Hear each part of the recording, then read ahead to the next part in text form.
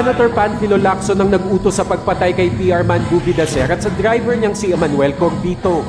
Itong nakasaad sa mga isinumiteng affidavit ni na dating Police Senior Superintendent Cesar Mancao at Glenn Dumlao sa korte. Napaulat na umalis ng bansa sa Senador Panfilo Lacson patungong Hong Kong. As 5 ng Pebrero rin lumabas ang kanyang warrant of arrest kaugnay ng Dacer Corbito double murder case. February 11 na isama sa listahan ng Interpol Red Notice si Lacson.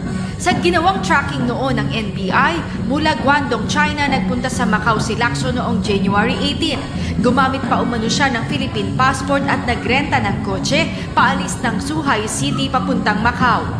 Bumalik ang senador sa Hong Kong noong January 28 at mula Hong Kong, nagpunta siya sa Rome noong January 31. May Schengen visa kasi si Lacson na maaaring makalibot sa may 15 bansa sa Europa.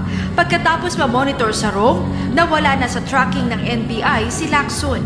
Noong Biyernes inanunsyo na nasa red notice list na si Senador Panfilo Lacson. Listahan ito ng mga taong pinaghahanap ng batas at hindi matukoy kung saang bansang nagtatanggap.